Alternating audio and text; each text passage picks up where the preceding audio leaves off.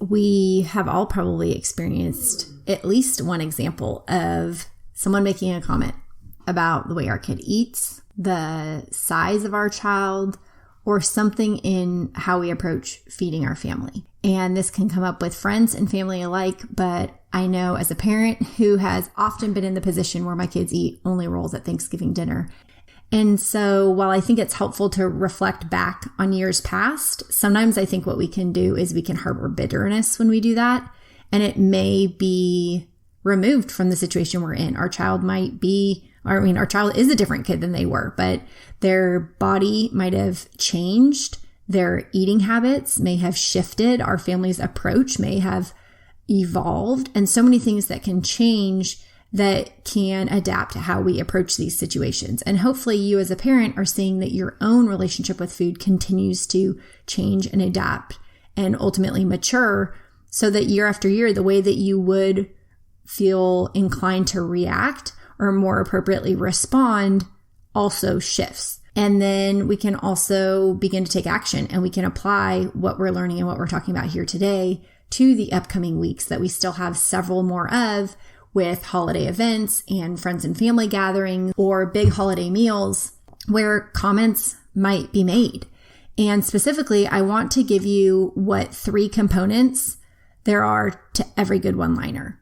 This is not a good one-liner that's going to be a joke. This is your good one-liner that helps you get through those uncomfortable, awkward situations.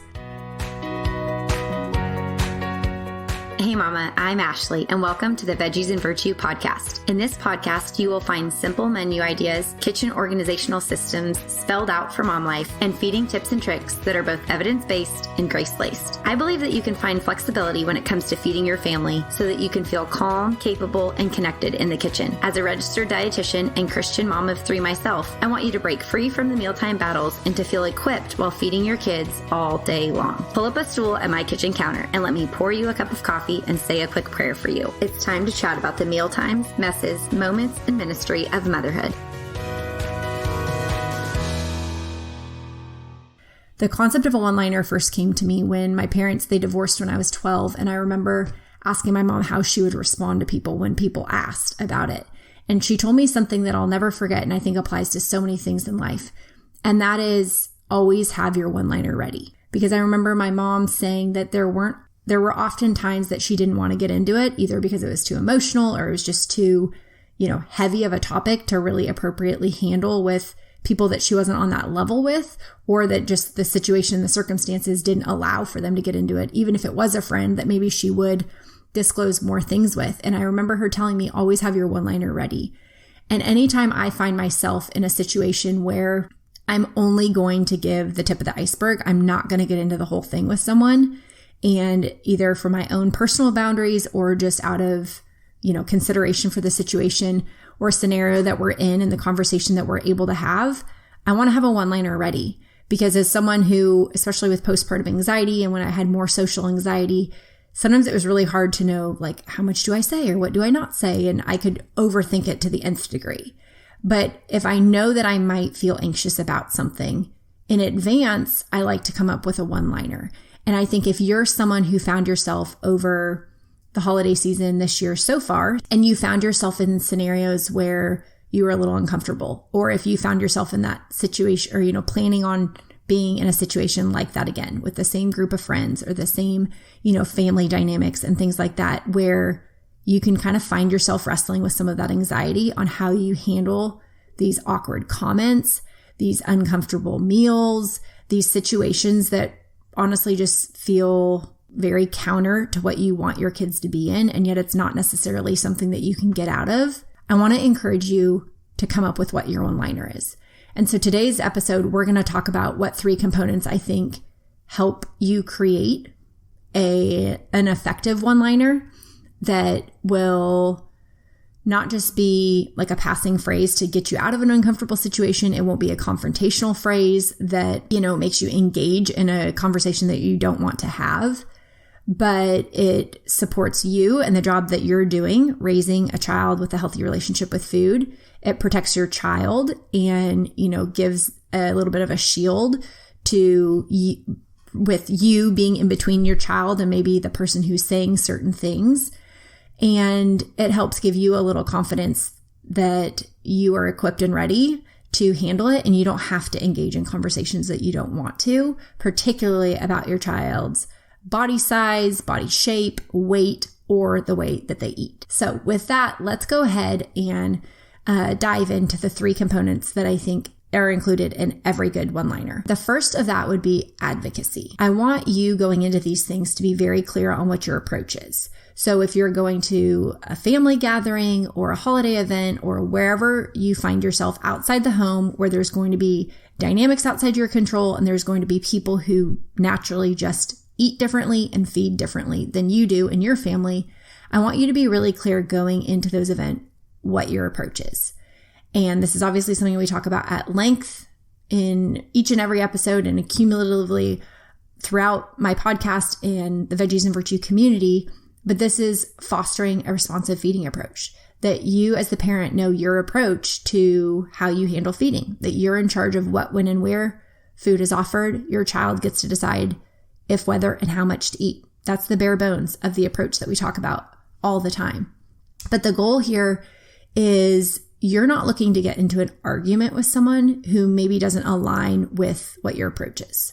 This is true, as we know, as moms. For all areas of parenting, we all get to choose how we raise our children, and there's going to be a lot of nuances and a lot of differences. But the goal here isn't to get into an argument, but instead, as I mentioned, to create a little bit of that shield, to create some comfort and security around your child, that hopefully they're being shielded from any comments that would just not be helpful or healthy for them to hear, but also so that they can enjoy the meal and you can enjoy the meal without feeling pressure or judgment or any sense of shame. But you have that security that you know you're doing what's best for your child, and your child sees you rest in that confidence. They see that you're not, clamming up and uncomfortable when someone's, making a comment, but they see that you are able to handle it with confidence. So I want you to think to yourself I want you to think of yourself as an advocate for healthy relationships with food at the event. I have gone through so much work myself to realize that comments that people make, especially about, my kids and the way that they eat and the things that they do or don't eat, isn't really about me. And that's been a work on my own pride that I've had to realize. But I've also realized in my one-liners, so much of what I feel my role is advocating for a healthy relationship with food. A lot of people can say that they're, all about healthy eating, clean eating, But when I think of an advocate, like someone I really truly respect as being an advocate for a cause that is not about themselves and there is not a selfish motive in it, that's what I want to think about myself being when I go into these events. And that's how I want my kids to hear me respond to people's comments. So if people are talking about my kids' sugar intake or their body size or the way that they do or don't eat or whatever it might be, I just see myself as I get to be an advocate in this situation for something that I stand for. And that could apply in a lot of different areas of our life. But I think in the context of this conversation, it's important for us to see that, because I think that that'll automatically give us some comfort and confidence in what we want to say. Because it's not saying that you're an expert and that you're trying to just rattle off all the facts and be the know-it-all in the room. That's not what you're trying to be, and that's not what you are, most likely. But what you can be and what you are is an advocate. And you're showing, we're doing this work. We're doing this work with me. We're doing this work with my child. We're doing this work within our family. And we're looking to break some of those generational cycles and change those cultural norms in how we approach our relationships with food.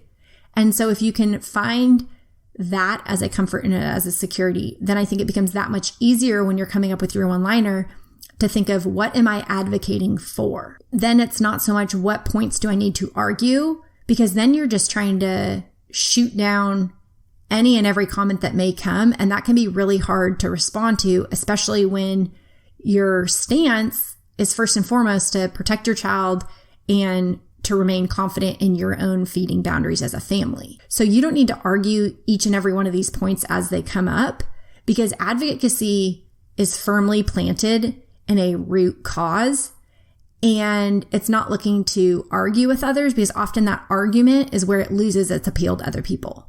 Instead, keeping your response really concise and clear can help you advocate for the cause that you're standing on and you're standing for without getting into some of those nuanced things.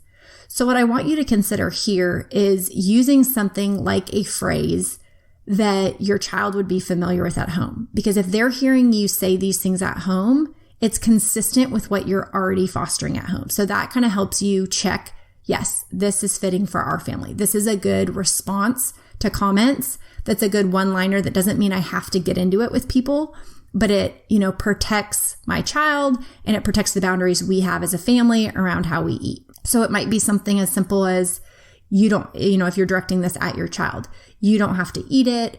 You're the boss of your body. You get to decide what feels best to your body. If, it's a schedule-based thing and, the schedule is shifting and, holidays can be crazy in that dynamic, you might just be reminding your child of the structure and routine and how you as a family maintain that. As the holidays go, it's your job to make sure what, when, and where is as consistent as possible and, conducive with what your family needs are and things like that. But you can remind your child, this is what's for dinner. Just remember, we won't be eating again until blah, blah, blah. Whenever that is, make sure that your tummy feels satisfied. Whatever that comment is, it might be food is not a reward in our family. That might be directed at your child. It also might be something that you share with someone else. So as you consider these one-liners and who you're directing them to, you might be thinking, is this something that I want to direct towards my child and then support it to the person who I'm needing to say it around? Or is this something that I would rather say to the person who's making the comment and my child will know how to respond on their own? Because I think first and foremost, it's important to remind our kids how to handle the situation. Because if they're within earshot and, as we talked about with the episode on handling holiday feeding struggles, if we're expecting our kids to sit at the table and to enjoy a family meal and to have this, opportunity to sit and engage, whether they're eating or not, there's the expectation and the hope is that they'll sit there and they'll engage and that they'll enjoy all the aspects of the meal, even if the food is not their favorite, even if they're eating only the rolls.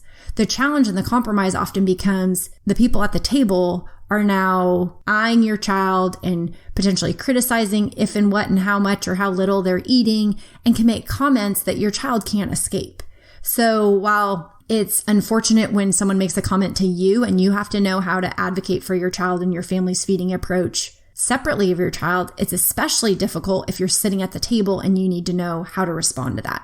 So think through, is this something where you want to make sure your child is reassured you don't have to eat it, and then you redirect your attention to the person and advocate towards them? Or are you going to address the person's comment and expect that your child knows that they're safe and secure in what they're doing and how they're eating or not? So that would be the first thing. Make sure that you're focused on the advocacy over an argument. The second thing would be knowing your approach. And this is kind of where it goes from advocating into sharing that next follow-up thing. So if I were to say to my kids, if someone was questioning them eating the order that they ate their pumpkin pie before they ate their turkey or whatever it might be, I'm just coming up with an arbitrary situation here. And I say, it's okay. Food is not a reward in our family. You're welcome to eat the food in the order that you decide. That's what I would say to my child first. Next, I would be redirecting my attention to share with the person who made the comment our approach. And this might be something that you're going to tailor to the person, to the comment they made. As I was mentioning before, you don't want to feel like you have to come up with a new one-liner to every potential thing that is said, because that's exhausting, even for me. But instead, you do want to be in tune, especially if you're going into an event and this particular family member tends to make comments like this. This particular person tends to gravitate towards this topic. But it also can help you be just understanding and more intentional in your response if you tailor what you say about your feeding approach to that person and to any of the things that you may know about them. Because particularly when we're talking about family here, and if it's family, that has raised us and they raised us to have a certain relationship with food, and we're now saying we approach things differently than them, some family can take that offensively as if we're insinuating that they did something wrong, or that we don't agree with the way that they raised us, or that they raised our parents, or that they, have done things on their own. And so as much as possible, we want to take that into account in advance, again, coming up with this one-liner in advance so we can see in our family who has a history of food insecurity. Or I know with my grandparent who was raised during the Great Depression. Or I know with my cousin who's a vegan. Or I know with this family member who has struggled with their weight and is still, really trying to develop a healthy body image on their own.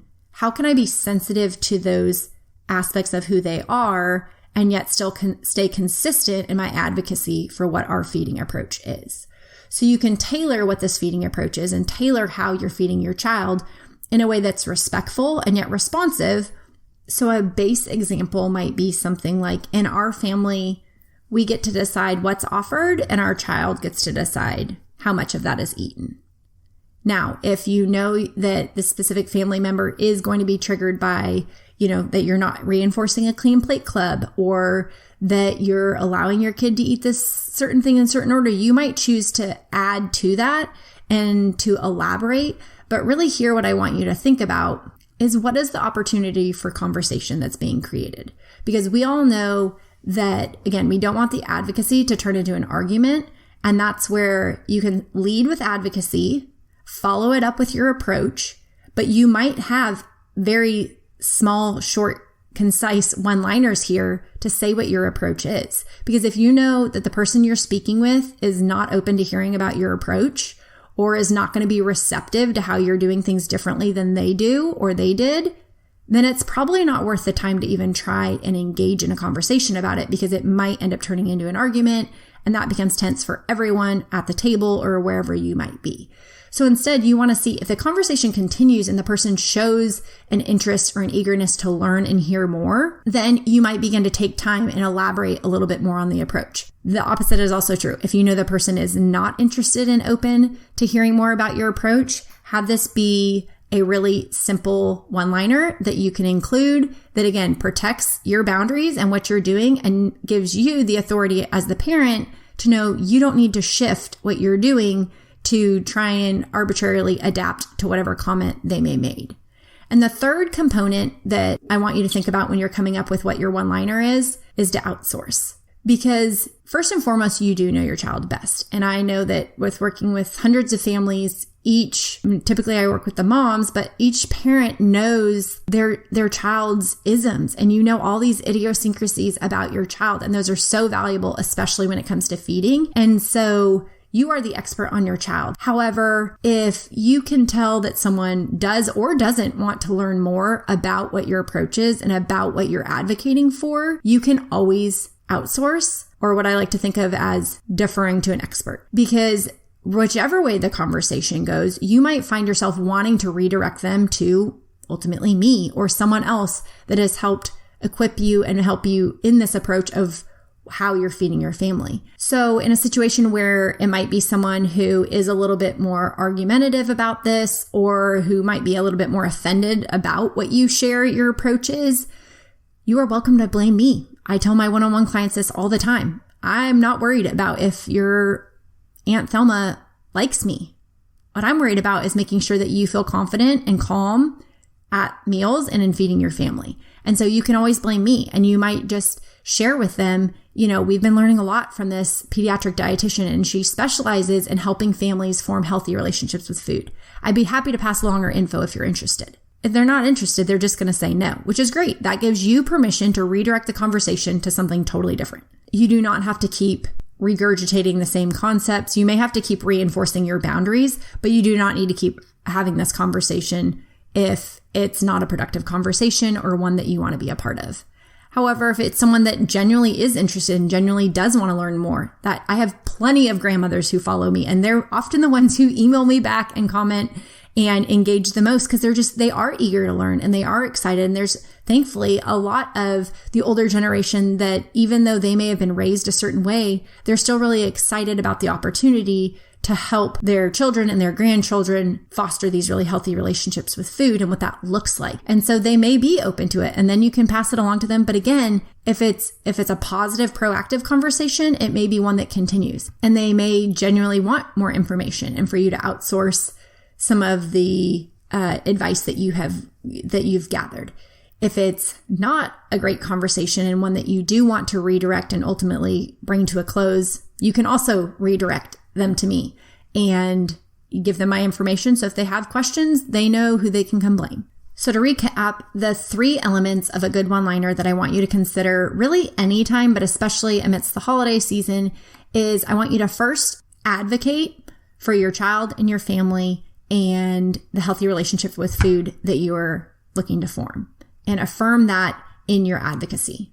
Second, I want you to be clear on what your approach is and make sure that as you approach it with this person, you can be sensitive and in tune with some of the nuances of maybe how they approach feeding and how that may be similar or different from you. But make sure that you're clear on what your family's approach are so that you can feel confident in sharing just a little bit of that with them until you know if they're open to more dialogue about it. The third and final component that I think is really helpful for creating this one-liner for people is knowing that you can always outsource. You're not expected to be the expert. Just because you're an advocate for something does not mean that you're the expert. And it's totally fine to either defer to people like myself and to give people my information if they want more information, or to just get them off your back if they're not willing to let up and question you in your authority. So I just want to encourage you in this way, help support the engagements that you're going to have in and around the holiday table, and hope that you and your family can have a great holiday season that ultimately does help support the work that you're doing year round with your child. Because if one comment is made, or if one thing is said or done at a family meal or a gathering with friends, it's not going to derail the day-to-day efforts that you put into fostering this healthy relationship with your child. However, as a parent, I know it can often feel like this. So I hope that having these one-liners ready in advance of any of these events that you might find yourself going to, or the situations you might find yourself in, I hope that this will give you a little added confidence to know how to approach them in a way that gives you the God-given authority as the parent, but also doesn't make you feel inclined to have to get into an argument.